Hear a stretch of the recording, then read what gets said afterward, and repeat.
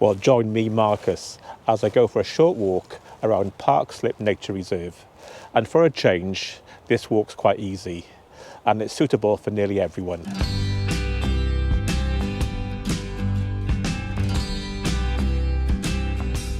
Well, as you can see, it's a very green area. Not so much today because it's winter time, but like many areas in South Wales, it's got a dark industrial past. And this state over here, Parc Slip 1892. More about that later. Well, the walk itself, it's about 2 miles, 3.2 kilometres. And it should take you about 40 minutes. But obviously, you'll want to stop and enjoy the views. And last summer, when we were here, we actually saw adders down by the path. There were a couple curled up by a tree. So take your time. It's amazing what you can see. Well, I'm starting here in Parc Slip car park. It does have a free car park. It used to have a visitor centre with toilets and a cafe, but it's closed. It's always closed. I don't know why they can't make a go of the place, because it is quite popular, especially on sunny days. As usual, I'll put the starting point and a map of my walk in the description below. Well, Parc Slip, this area, it was a mining area. It's on the southernmost tip of the South Wales coalfields, and that dates back hundreds of years. And the date I mentioned, that's significant, and more about that later. But in the late 90s, it was converted into what we see today, a nature reserve, and it's managed by the Wildlife Trust of South and West Wales. So that's the practical stuff out the way. Let's get started. So from the car park, we keep going straight past this large metal gate.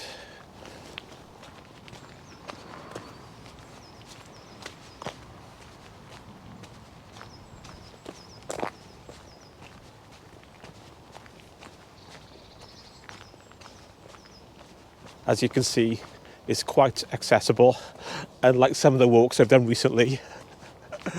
So it's suitable for most people, and it's not too long. You can make it longer, and you can go off the main path if you want to, but this route is quite easy. There's only one section that isn't paved, and you can avoid that by just coming back the way you came. So after about 150 yards, we come to a junction, and we take the left one, and the path with tarmac now, the tarmac path curves around.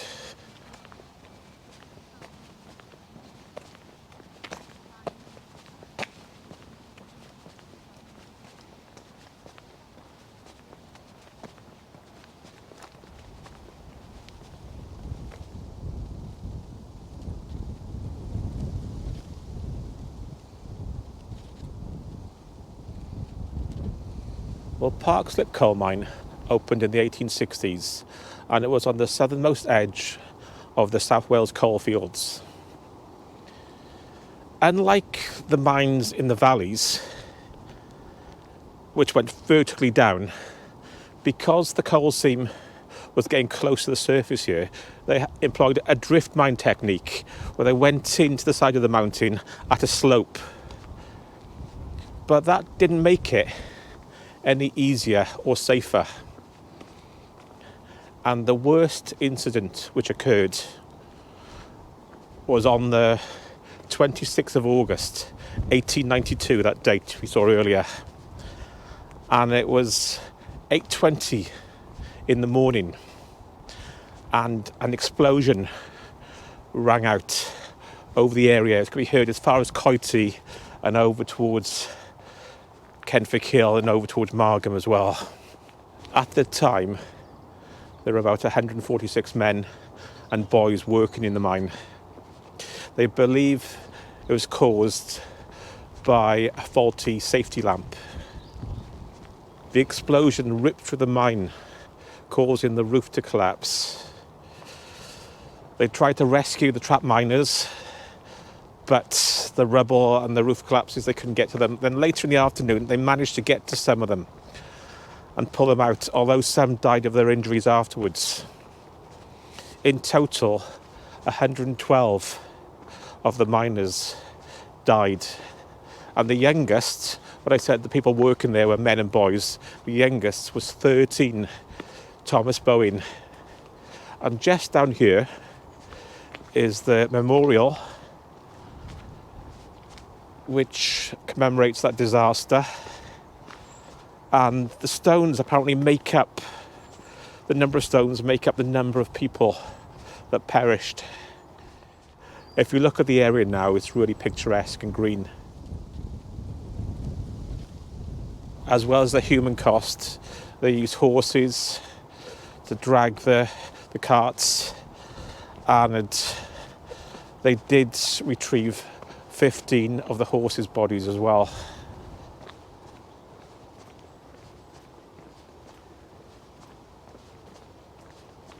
The mine remained open until 1904. Then it fell into disrepair, became derelict. But in the 1960s, the coal board started to clear the tips away. But then the area was transformed again. It became an open car site. And that's when they stripped the land and they mined or quarried directly for the coal. And when that closed, the 305-acre site was then transformed into this, the nature reserve. So I'm just coming up to the memorial now. What I'll do, I'll walk down and take the way up to it. It would have been the real entrance to the drift mine. So this would have been the entrance going down into the mine, and that's where the monument is now.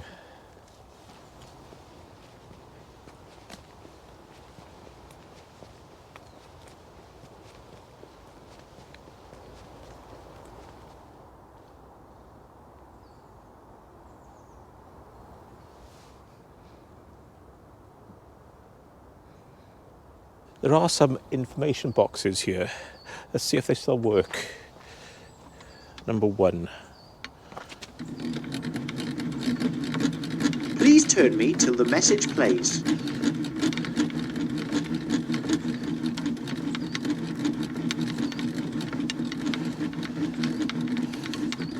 (1892) Parc Slip mine disaster. 26th of August 1892. A fine summer's day, and the annual St. Mary Hill Fair. So that's the story I told you on the way up. And you can see here, but they all heard the explosion. if you look at this wooden statue, to the age. The explosion happened at 8:20 on the Friday. Anyway, we're going to continue following the path.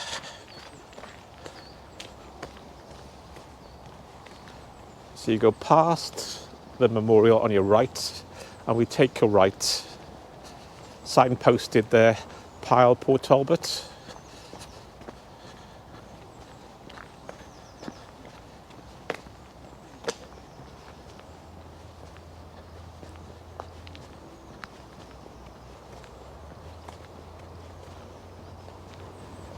You can see it's a flat tarmac path and a cycle route as well.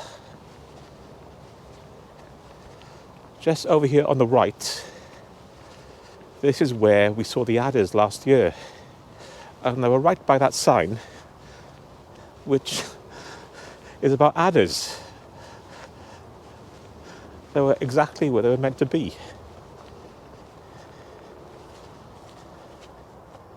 Well, I'm filming this on the last day of January. And it's not really adder season. Adder season, I think, is from March to October. And if you're not from Britain, adders are the only venomous snakes in the country. They're not that poisonous. It's very rare they actually bite a human, but they can be for pets and things like that in the area.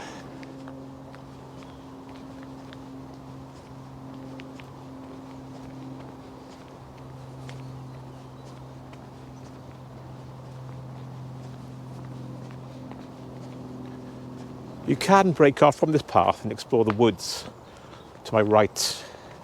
And down here, not far away, there is like a butterfly walk you can take through the woods.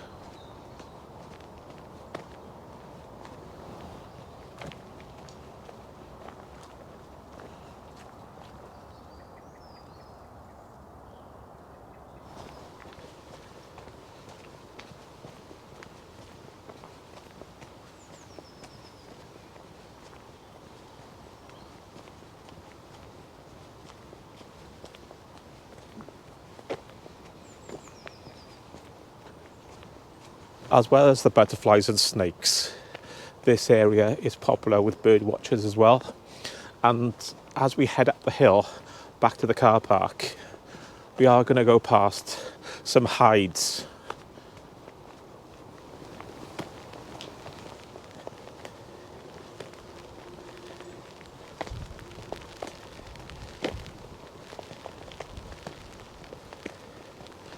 Here's another reference to that date, 1892.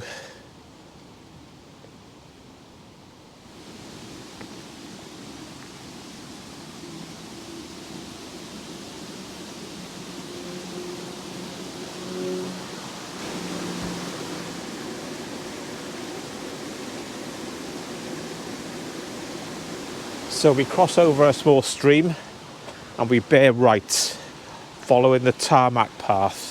Don't take the muddy one straight ahead of you, take the one that bears right. So the muddy one's to the left, the tarmac is to the right.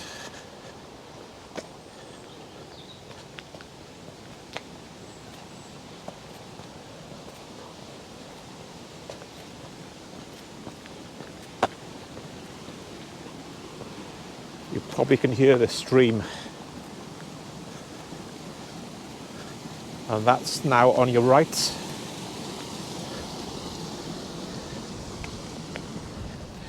You can continue to walk all the way down to Kenfig Hill from here. But we're going to take a right across the stream when you get to this blue sculpture thing here.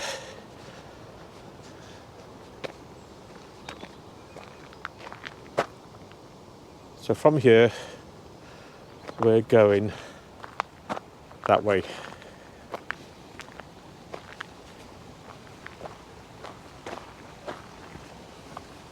And this is the path that isn't tarmacked,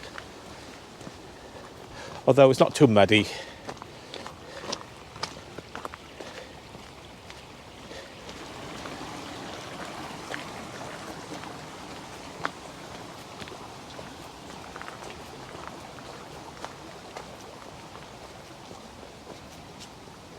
This part of the walk is slightly uphill, but it is gradual, so not too bad.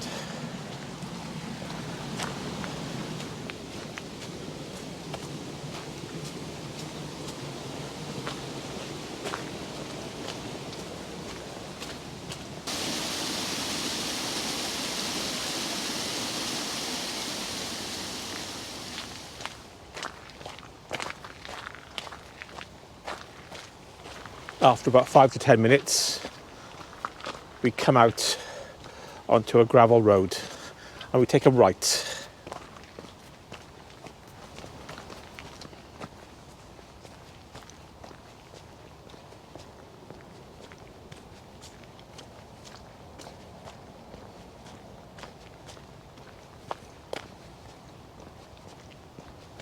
Well, only about 50 yards up this gravel road, on your right, there is one of those hides.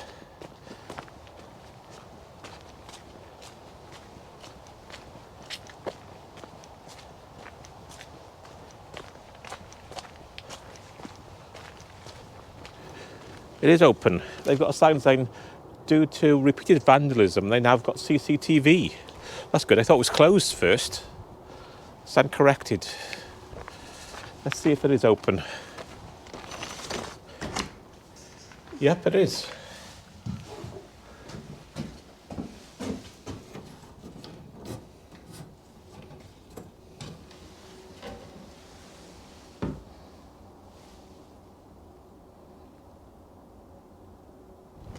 So if you're into your bird watching, the hides are open.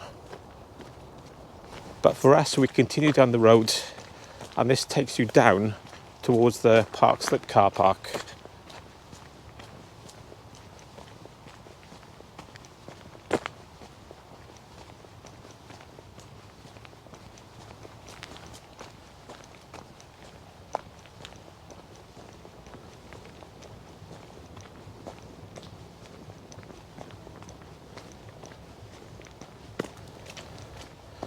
So we get to this area.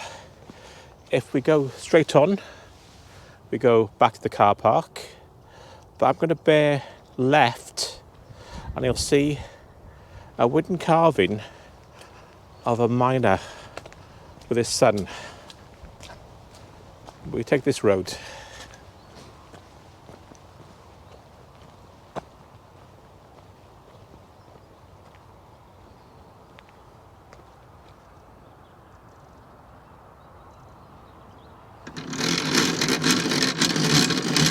Unfortunately, that one seems to be broken, but let's continue down this road anyway. You can't really make it out on camera, but just over there are some more bird watching hides.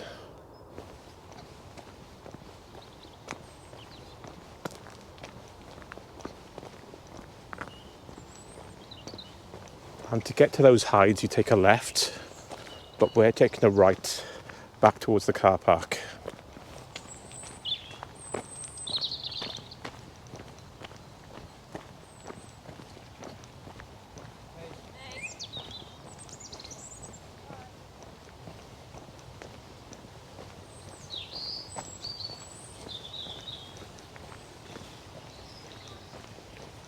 As I said at the start, it's quite an easy walk for most abilities.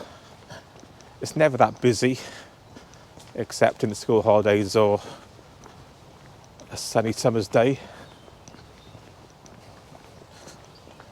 Just a shame they can't manage to keep the visitor centre open.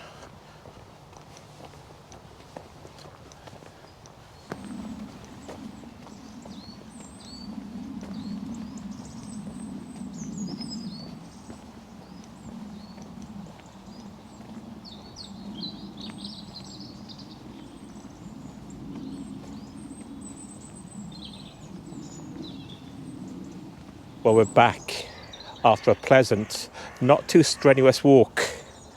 Anyway, I'll see you in another walk coming up very shortly.